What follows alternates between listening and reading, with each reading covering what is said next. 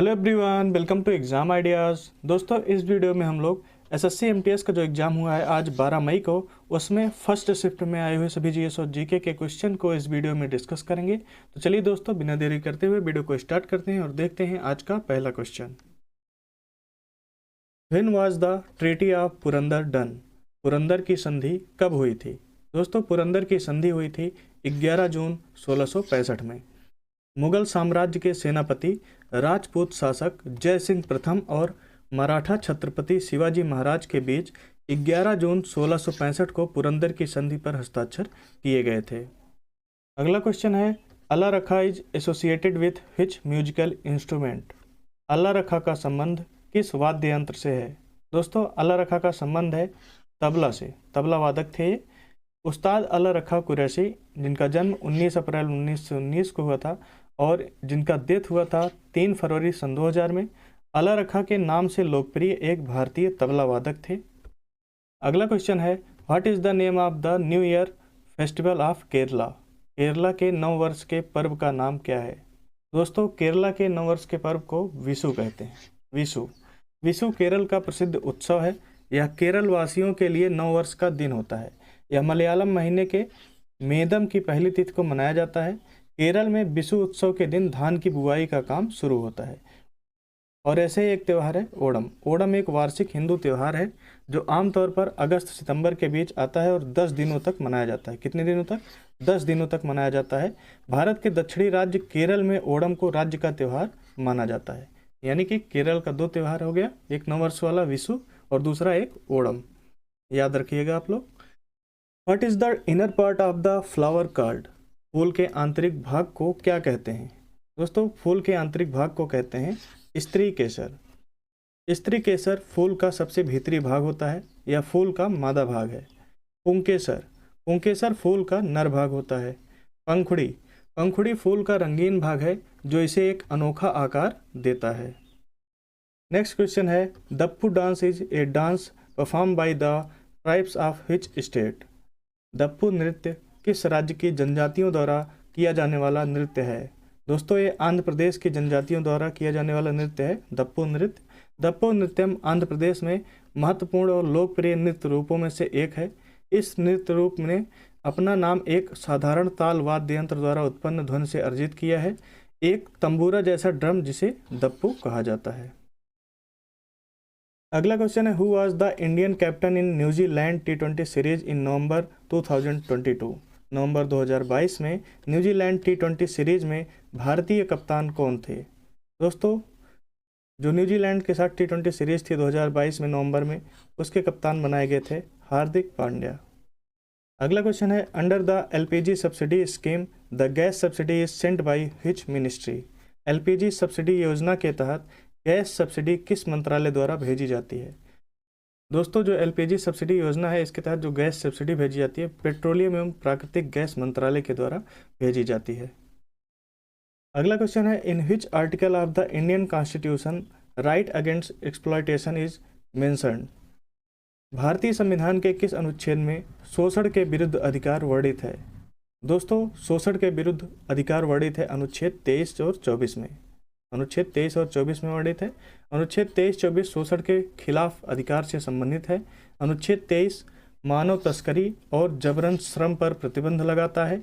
1956 में अनैतिक तस्करी रोकथाम अधिनियम पारित किया गया था। बधुआ श्रम प्रणाली उन्मूलन अधिनियम 1976 में पारित किया गया था। अगला क्वेश्चन है, in which region is the ozone layer found?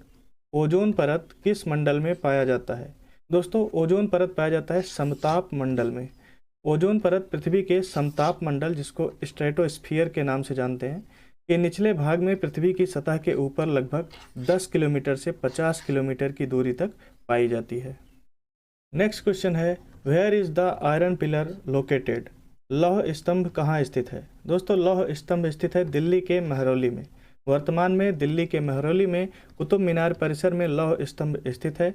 इस स्तंभ का निर्माण चंद्रगुप्त द्वितीय ने 375 से 415 ईस्वी के दौरान कराया था। लौह स्तंभ 16 इंच व्यास वाली 23.8 फीट ऊंची संरचना है। अगला क्वेश्चन है, who was the governor general of India between 1773 and 1785। वर्ष 1773 से 1785 के बीच भारत का गवर्नर जनरल कौन था? दोस्तों उस टाइम पर भारत के गवर्नर जनरल थे Warren Hastings. Warren Hasting Bengal के पहले गवर्नर थे। 1750 में वह एक क्लर्क के रूप में ब्रिटिश ईस्ट इंडिया में शामिल हुआ था। अगला क्वेश्चन है, वेयर वाज द प्रार्थना समाज स्टेबलाइज्ड? प्रार्थना समाज की स्थापना कहाँ हुई थी?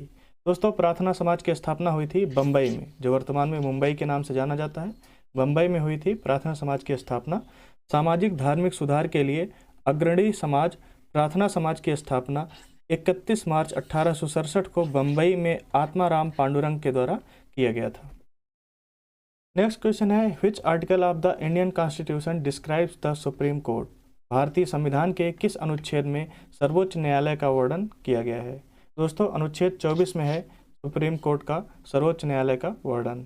भारतीय संविधान के भाग 5 में अनुच्छेद 124 से लेकर 147 तक इस न्यायालय के गठन, शक्तियों और न्याय प्रक्रिया का उल्लेख है। वर्तमान सुप्रीम कोर्ट में भारत के मुख्य न्यायाधीश सहित 34 न्यायाधीश हैं। भारत का उच्चतम न्यायालय 26 जनवरी 1950 को अस्तित्व में आया था, लेकिन इसका उद्घाटन 28 जनवरी 1950 को हुआ था। और दोस्तों अभी तक आप लोगों ने चैनल को सब्सक्राइब नहीं किया है तो प्लीज़ सब्सक्राइब कर लीजिए और साथ में बेल आइकन भी प्रेस कर दीजिए, जिससे आपको आगे आने वाली वीडियो का नोटिफिकेशन आसानी से मिल जाएगा। और अपने मित्रों के साथ, दोस्तों के साथ भी वीडियो को शेयर कर दीजिए। चलिए हम आगे बढ़ते हैं, देखते हैं अगला question. Who was the only qualified Indian sports person for winter Olympics 2022? शीतकालीन ओलंपिक 2022 का एकमात्र क्वालिफाइड भारतीय खिलाड़ी कौन था? दोस्तों उस खिलाड़ी का नाम है आरिफ खान।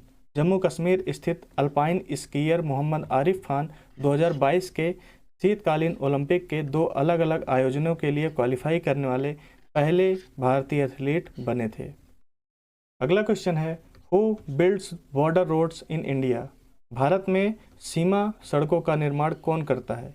दोस्तों भारत में सीमा सड़कों का निर्माण सीमा सड़क संगठन BRO के द्वारा किया जाता है। सीमा सड़क संगठन बॉर्डर रोड ऑर्गेनाइजेशन, जिसको BRO शॉर्ट में कहते हैं, उसकी स्थापना भारत सरकार द्वारा 7 मई 1960 को की गई थी। यह संगठन भारत सरकार के रक्षा मंत्रालय के अंतर्गत आता है। सीमा सड़क संगठन भारत के सीमा क्षेत्रों में सड़कों के निर्माण व रखरखाव का कार्य करता है। इसके अलावा इस संगठन ने भूटान, म्यांमार, अफगानिस्तान आदि मित्र देशों में भी सड़कों का निर्माण किया है। नेक्स्ट क्वेश्चन है, where is Bandipur national park situated? Bandipur राष्ट्रीय उद्यान कहाँ स्थित है? दोस्तों बांदीपुर राष्ट्रीय उद्यान स्थित है कर्नाटक में। बनेरघट्टा राष्ट्रीय उद्यान, बांदीपुर राष्ट्रीय उद्यान, नागरहोल राष्ट्रीय उद्यान, अंसी राष्ट्रीय उद्यान, कुद्रेमुख राष्ट्रीय उद्यान, मुदुमलाई नेशनल पार्क और काबनी वन्यजीव अभ्यारण्य, डंडेली वन्यजीव अभ्यारण्य, ये सभी कर्नाटक राज्य में स्थित हैं। और जिम कॉर्बेट राष्ट्रीय उद्यान, बात करें जिम कॉर्बेट राष्ट्रीय उद्यान की, तो ये भारत का सबसे पुराना राष्ट्रीय पार्क है और 1936 में लुप्तप्राय बंगाल बाघ की रक्षा के लिए हैली नेशनल पार्क के रूप में स्थापित किया गया था। और जिम कॉर्बेट नेशनल पार्क, ये जिम कॉर्बेट राष्ट्रीय उद्यान ये उत्तराखंड में स्थित है। नेक्स्ट क्वेश्चन है, what is the tax on goods produced in country called? देश में उत्पादित वस्तुओं पर कर को क्या कहते हैं? दोस्तों देश में उत्पादित वस्तुओं पर कर को उत्पाद शुल्क कहते हैं। उत्पाद शुल्क या आबकारी एक अप्रत्यक्ष कर है जो भारत में विनिर्माण की जाने वाली उन वस्तुओं पर लगाया जाता है जो घरेलू खपत के लिए होती हैं। अगला क्वेश्चन है, how is population density measured? जनसंख्या घनत्व कैसे मापा जाता है? दोस्तों जनसंख्या घनत्व मापते हैं हम व्यक्ति प्रति वर्ग किलोमीटर में। 1 वर्ग किलोमीटर में कितने व्यक्ति हैं उस हिसाब से मापा जाता है जनसंख्या घनत्व। और भारत का जनसंख्या घनत्व है 382 व्यक्ति प्रति वर्ग किलोमीटर। नेक्स्ट क्वेश्चन है, who was the first Muslim women teacher of India?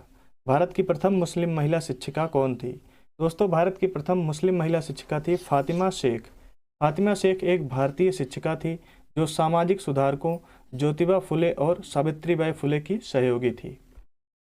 अगला क्वेश्चन है, who is the creator of Padmavat? Padmavat के रचनाकार कौन है? दोस्तों पद्मावत के रचनाकार हैं मलिक मोहम्मद जायसी। मलिक मोहम्मद जायसी हिंदी साहित्य के भक्तिकाल की निर्गुण प्रेमाश्रयी धारा के कवि थे। वे अत्यंत उच्च कोटि के सरल और उदार सूफी महात्मा थे।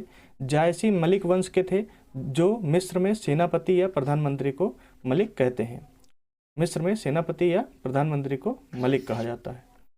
दोस्तों इन सभी क्वेश्चनों को आप पीडीएफ से पढ़ सकते हैं। पीडीएफ डाउनलोड करने के लिए आप हमारे टेलीग्राम चैनल से जुड़ सकते हैं, जिसका लिंक डिस्क्रिप्शन बॉक्स में है। और आप @exam ideas YT लिखकर सर्च करेंगे टेलीग्राम पर, तो वहाँ से भी आप चैनल को ज्वाइन कर सकते हैं। और दोस्तों अभी तक आपने हमारे यूट्यूब चैनल को सब्सक्राइब नहीं किया, सब्सक्राइब कर लीजिए। और वीडियो पसंद आया दोस्तों, वीडियो को लाइक कीजिए, दोस्तों के साथ शेयर कीजिए। हम मिलते हैं आपसे नेक्स्ट वीडियो में, तब तक के लिए धन्यवाद दोस्तों।